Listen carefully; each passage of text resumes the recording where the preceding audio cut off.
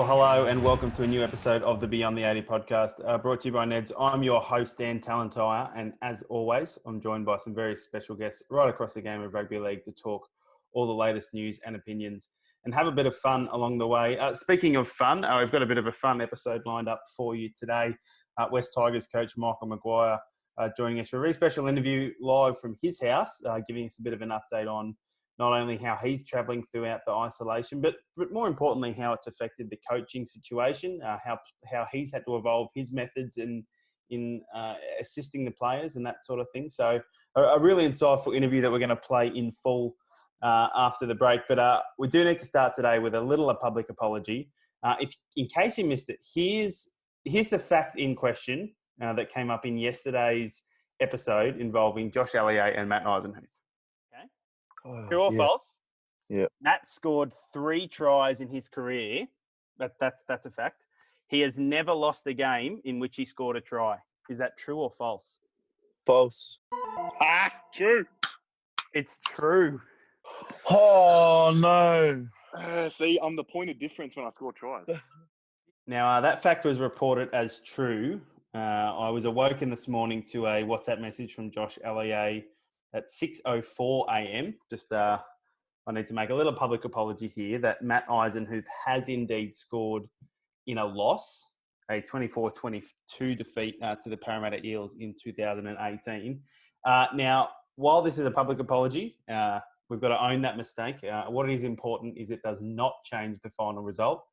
And Josh Allier is still owing Matt Eisenhuth one Instagram shout-out that you could look forward to seeing on his account at Josh Allier, I'm sure, later today. So to everyone who pointed out that factual error, both the very keen listeners of the Beyond the 80 podcast and Josh himself, thank you for that. I really appreciate how keenly involved everyone is and how much they enjoyed yesterday's episode. But perhaps the most important thing is that Matt Eisenhuth still did get that win. And Josh, everyone is now waiting for your Instagram. So thank you for that. Part 1, our special interview with Michael Maguire, coming up right after this. That's a win. This NRL season, take it to the Neds level. We're joined today by West Tigers head coach Michael Maguire. And Madge, we see you've got a little friend that's come on board in isolation. How are you, Dan? I've got my 3 kids and they've managed to talk mum and dad into getting a little puppy. So a new addition, but he's a good little thing and he's a great little friend for the kids in isolation. So a bit of fun. And have we got a name? What's the little puppy's name, Madge? Young little Bailey, it is. So, yeah, nice. The kids had a fair argument over that one to try and get it sorted out, but we had we ended up coming up with Bailey. For you, Matt, I guess we've heard a fair bit from the players about how this isolation time's been. I guess for you, mate, how has it been? How's it affected things for you so far? Yeah, the biggest thing is I miss my players and, to be honest, all the staff. The interaction that we have when everyone walks into the office, that's just it's a massive energy that comes together. And I think that's the biggest thing that you miss every day in isolation. And everyone's going through it in some way. Whether it's you work in an office and those sorts of things, it's the interaction with people. But I guess with technology now and, similar things to doing what we're doing right now, and is that we're able to talk to each other. And I've spent a lot of time talking to players. Zoom has definitely become a big part of the coaching tool, which is obviously useful. And I've had the spine together, spoke to many of the players one-on-one, and really just keeping in touch and making sure that everyone can get through this period, because we all know that we'll get through the other side. It's just a matter of when, and that's making sure that the players are motivated. And not that they've needed a lot of motivation at the moment. They've really been enjoying a fair bit of banter with all the technology we got with WhatsApp and things like that. But they've been able to sort of keep each other honest and training in the background. So looking forward to when the opportunities, when we get back together. Yeah, I was going to ask, Madge, I guess how's that Zoom? You speak about having to go online with lots of different things. I guess how have you had to change things as a result of not being in the facility together? Yeah, you have a lot more one-on-one. I think being able to multiply quickly when you've got the whole team in front of you and just talking to them about what we need to do moving forward is probably the challenging part. But in saying that too, actually the one-on-ones I've quite enjoyed. You get to talk a lot more around their family and what they've been up to, and you're finding out a little bit more about the person and the player, which is really enjoyable. It's one big thing that I always like as a coach is that you get to be able to find out what goes on in the background. I mean, the times that they come to training, they're very focused on, the training itself and what we need to do on the weekends, but when we're playing games. But these are the times now where you get to find out a little bit about, how they've been brought up and, their family and, what the challenges of each family are having. There's many of challenges that we're all having in a different way. So to be able to just be a bit of a voice and having a chat to the players has been really nice. For you, Matt, I guess, you obviously quite like your fitness and coming into the gym as well early in the morning. How's that been for you, Matt? Have you got a little set up in the garage as well? I was able to get the leftovers from what the players left in the gym. So we've got a little bit of stuff in the gym there that allows me to get up early. And the big key is the routine. I think that's one thing we've said to players, and I think it's to everyone, is that trying to find a routine that allows you to get up, because it's very easy to sleep in a little bit longer and find that, you're sitting around rather than being active and doing the things you're doing. And I think that's a real key through these periods, is that find a routine that works for you. And it might be a phone call each day that you just got to talk to someone. That's probably the best thing about what I have, is that I can talk to all 36 players within the squad, the staff. We've had great banter with staff in our Zoom meetings. From our old boy Ronnie, he's always got a classic joke that keeps us all entertained, to everyone just trying to think of different ways that can get us through this period. So it's been actually enjoyable, to be honest, because you're learning a lot about each other in a different way. We saw the commission's kind of come out and said that May 28 date now. Yeah. I guess how important was that, first and foremost, to kind of have a bit of an idea about when we are going to be likely heading back into some footy?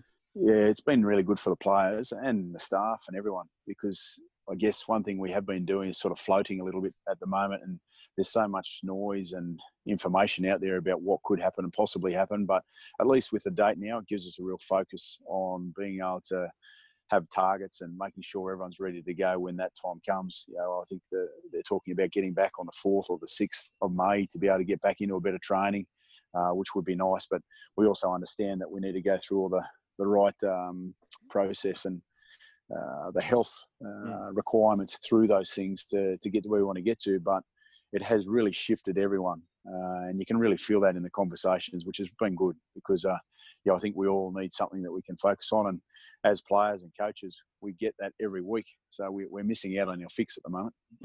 I think there was a bit of talk early on about how long a preparation the guys would need, between coming back, whether they'd need like another mini pre-season. And when we were talking to Chris McQueen, and he said, Madge always says we'll play on the road if we have to. Is that kind of the mentality that you kind of just, at the end of the day, it's, we just need to get footy back? I think the players, we all know how much the players love the game and how much they want to play. And I guess I'm no different. The fact that I get to see a team run out there each weekend, it just makes you realise how special those sorts of moments are. And I guess if that's the thing that we can take out of everything that we're going through at the moment, is the gratitude and all those sorts of things that, everyone in some way will go through that, because we all know that there are tougher areas in the world, and people are going through some really tough periods at the moment. But for us, I think the players, it's their responsibility to be ready. Look, there is a period of time where we need to get back to training, because it's very difficult as an individual to be able to hit the same intensities and those sorts of things that you have when you're with the team. And the body's a lot Ferraris now. They're so finely tuned that it's a hamstring or a quad that may tear through the fact that all of a sudden we're doing high speed meters. And a lot of people that sort of don't understand the art of, I guess, the coaching, is that it comes down to, I've got people managing every single day, so they know exactly where all the bodies are. And Andrew Gray, he's been around for years and years, and he's a specialist in that. But I've also got Steve Hooper that does a lot of gym work, Ronnie Palmer, Aaron Scully, young Jess. We've got some really good staff there that manage and monitor these players. So to be able to get them back within sort of, in a window of being able to play, it'd be nice to be able to get a couple of weeks. But as I said to the players, if we can get playing this weekend, well, we've got to be ready. It's our duty to be able to do that. Speaking of footy, I guess 2 games into the season, a really kind of tough, gritty win over the Dragons, and then a disappointing one against the Knights. I guess, what did you take out of those first 2 weeks of the season, that you'll look to kind of take throughout the rest of the year? Yeah, there were a lot of positives, but there's a lot that we need to work on. I understood that. it's obviously would have been nice to be sitting here with 2 from 2. And I thought our second game we definitely lacked in areas which we hold, at a high standard. So they're things that we'll obviously talk about when we come back in. But I understand that we've got a few new combinations, and we've got to make sure that they're right for when we come back, because no matter what the season will look like moving forward, whether it's a shorter version, longer version, who knows? We don't know. So we've got to be ready. But I think one thing that the players, or what I did see within the players, is the connections and the strength of the relationships of the group. And that's one thing I've been seeing at this present moment, in the background of players talking and chatting, and whether it's a laugh, those sorts of things are happening in the background. Mm. Obviously, a couple of disappointing injuries at the start of the year with no Luke Brooks and no Moses Mbai. I guess having those two back and having Harry Grant come in, will be a pretty big boost around that May 28 return.